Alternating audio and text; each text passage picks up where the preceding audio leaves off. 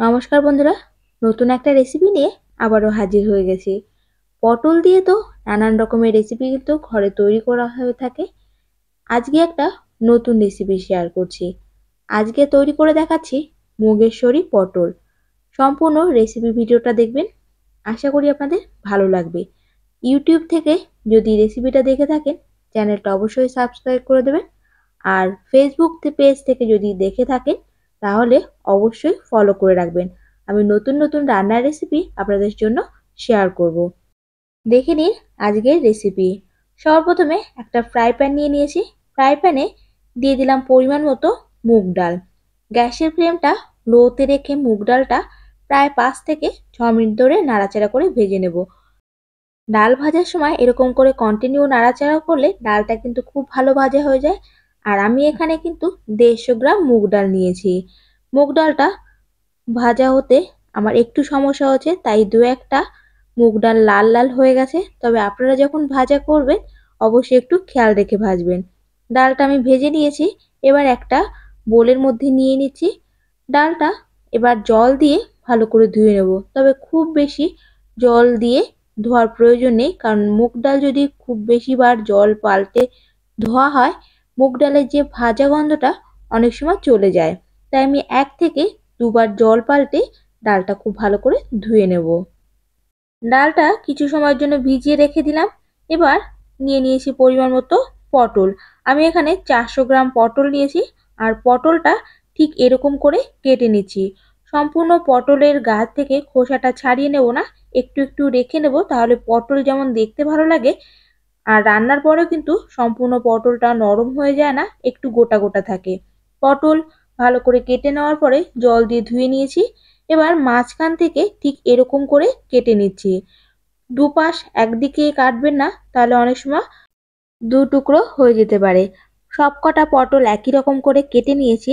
এবার পটলের গায়ে দিয়ে দিচ্ছি সামান্য পরিমাণে হলুদ গুঁড়ো আর সামান্য পরিমাণে লবণ।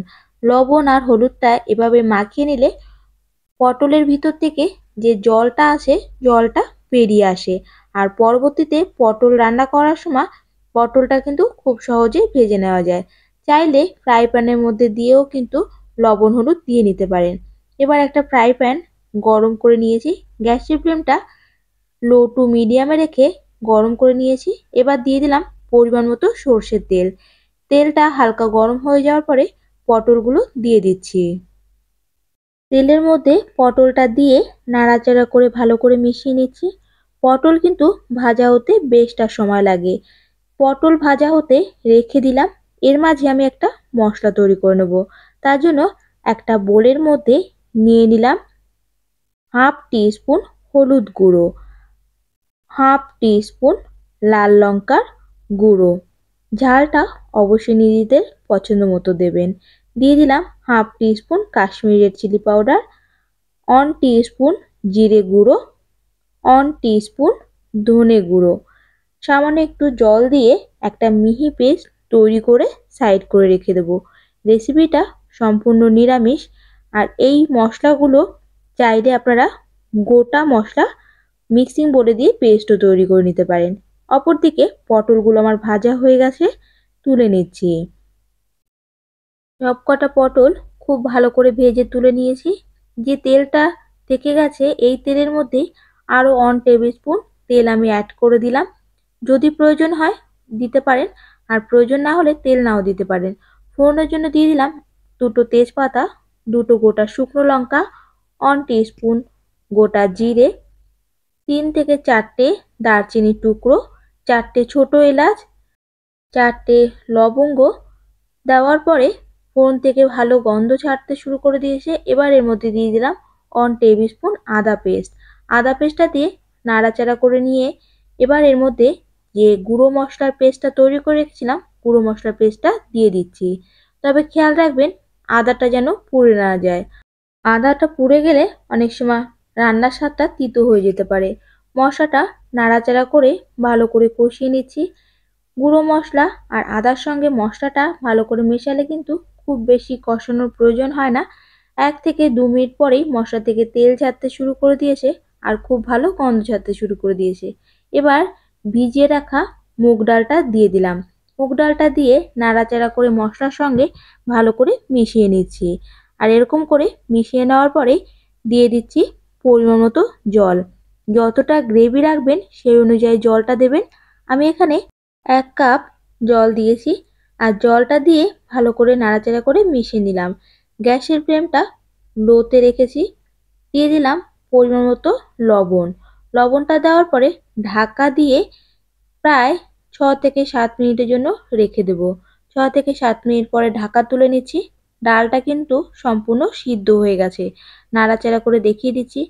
এই রান্নাতে ডাল কিন্তু খুব সিদ্ধ হয়ে গেলে স্বাদটা অত ভালো হয় না। একটু গোটা গোটা থাকলে স্বাদটা বেশি ভালো হয়। এবার এর মধ্যে ভেজে রাখা পটলটা দিয়ে দিলাম। পটলটা দিয়ে আবারও নাড়াচাড়া করে ভালো করে মিশিয়ে নিচ্ছি। এবার দিয়ে দিচ্ছি 1/2 কাপ দুধ। দুধটা আগেই আমি ভালো করে ফুটিয়ে নিয়ে ঠান্ডা করে রেখেছিলাম। দুধটা দিয়ে নাড়াচাড়া করে ভালো করে মিশিয়ে নিচ্ছি। এবার ঢাকা দিয়ে আবারও 5 থেকে 6 মিনিটের জন্য রেখে দেব। 5 থেকে 6 মিনিট পরে ঢাকা তুলে নিচ্ছি। পটলটা কিন্তু সম্পূর্ণ সিদ্ধ হয়ে গেছে। আর ডালটাও খুব ভালো মতো সিদ্ধ হয়ে গেছে। একটু মাখা মাখাও হয়ে গেছে।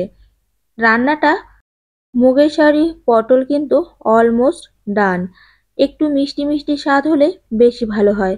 তাই দিয়ে দিলাম 1 টিস্পুন চিনি। যদি চিনিটা পছন্দ না হয় স্কিপও করতে পারেন। আর একটু চিনি দিলে স্বাদের ব্যালেন্সটা বেশ ভালো হয়। খেতে কিন্তু দুর্দান্ত হয়। নাড়াচাড়া করে ভালো করে মিশিয়ে নিলাম। দিয়ে দিচ্ছি 4টে চেরা কাঁচা লঙ্কা। কাঁচা লঙ্কাটা কিন্তু ঝালের জন্য দিলাম না। কাঁচা লঙ্কাটা শুধুমাত্র খুব ভালো একটা ফ্লেভার আসবে তার জন্যই দেওয়া হলো। দিয়ে দিলাম সামান্য পরিমাণে গরম মশলা গুঁড়ো। ঘরে থাকা যে কোনো গরম মশলাই দিতে পারেন। আমি এখানে শাহি গরম মশলা দিয়েছি। দিয়ে দিচ্ছি 1 টিস্পুন ঘি। গ্যাসের ফ্লেমটা অফ করে দিলাম। এই রান্নাতে খেয়াল রাখবেন যতটা গ্রেভি রাখবেন সেই অনুযায়ী কিন্তু ঘন বা পাতলা করবেন। কারণ ঠান্ডা হয়ে যাওয়ার পরে কিন্তু অনেকটাই গাঢ় হয়ে যায়। গরম ভাতের সঙ্গে গরম গরম মুগেশ্বরী পটল সার্ভ করুন। আশা করি আপনাদের রেসিপি ভালো লেগেছে। আর ভালো লেগে থাকলে সাবস্ক্রাইব করতে আর ফলো করতে একদম ভুলবেন না। এভাবে মুগেশ্বরী পটল যদি তৈরি করে না থাকেন অবশ্যই একবার তৈরি করবেন। সময় কিন্তু খুব বেশি লাগে না। আর তৈরি করাও কিন্তু খুব ইজি। সবাই ভালো থাকবেন, সুস্থ থাকবেন। দেখা হচ্ছে নতুন একটা রেসিপির সঙ্গে নতুন একটা ভিডিওতে। সবাইকে অনেক অনেক ধন্যবাদ।